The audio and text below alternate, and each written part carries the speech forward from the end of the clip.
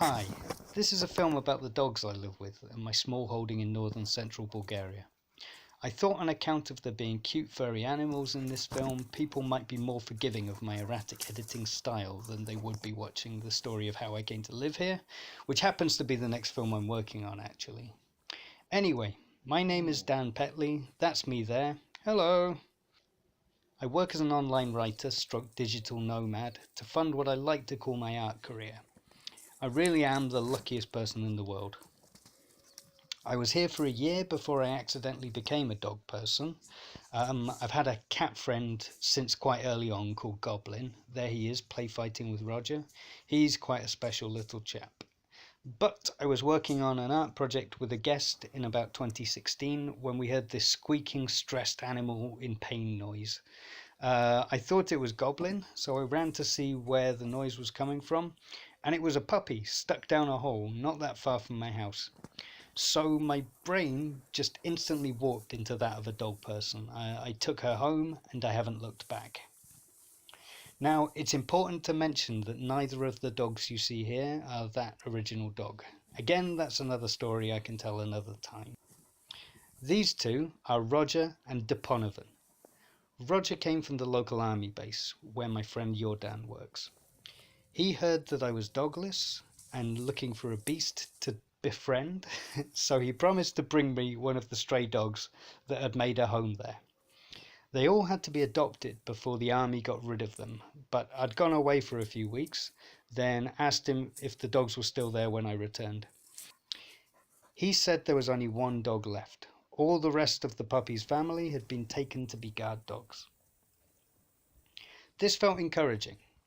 I wondered if the leftover dog was a bit of a wimp and had been left behind because no one could imagine him in a guard dog context. It turns out I was right. When he moved in, I realized that if Roger sees another dog or feels threatened, he instantaneously wets himself and whimpers. Actually, he doesn't do this quite so much now, but he's definitely not an aggressive dog. He came here about 3 months ago, and in that time he's had 2 companion dogs. One called Wormburger, and the other was called Sarah. In July, there was a sudden outbreak of parvovirus, and all 3 dogs got it, and Roger was the sole survivor. So, goodbye Wormburger and Sarah. It was a bit of a tragedy.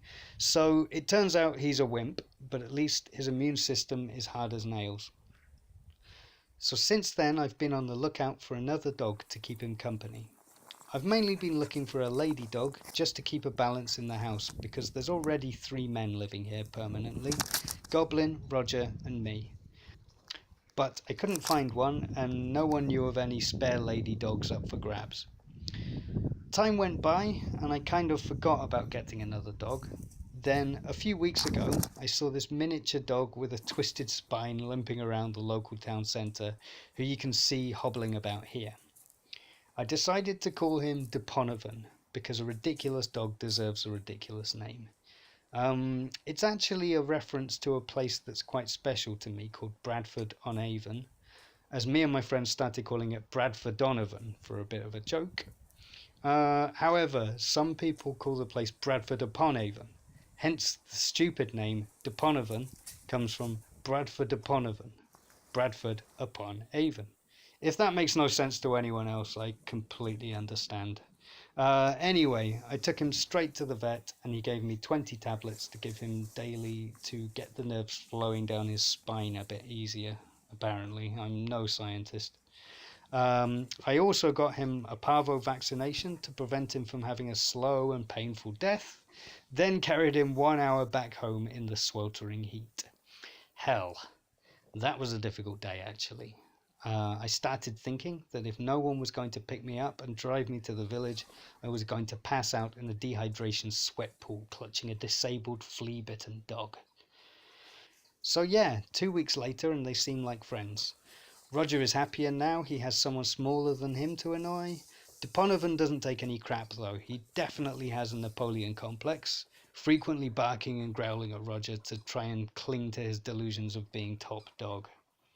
Despite being tiny and not the most able-bodied dog around, he really loves demonstrating his fearlessness.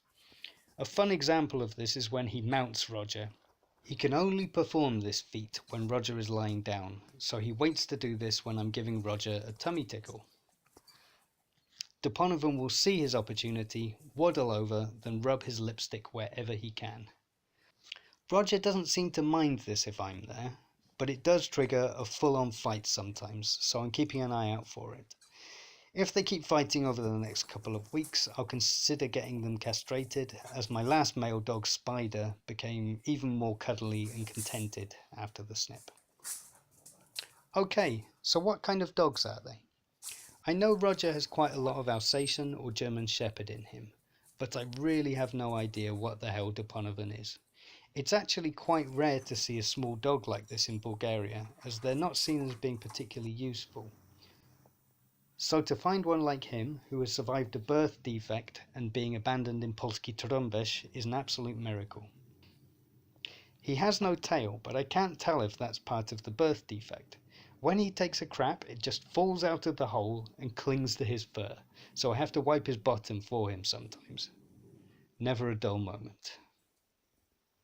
These two are very good friends of mine. Before I had dogs, I never really got lonely out here on my own, because there was always work to do, art projects to develop, and of course Goblin the cat has always been very personable.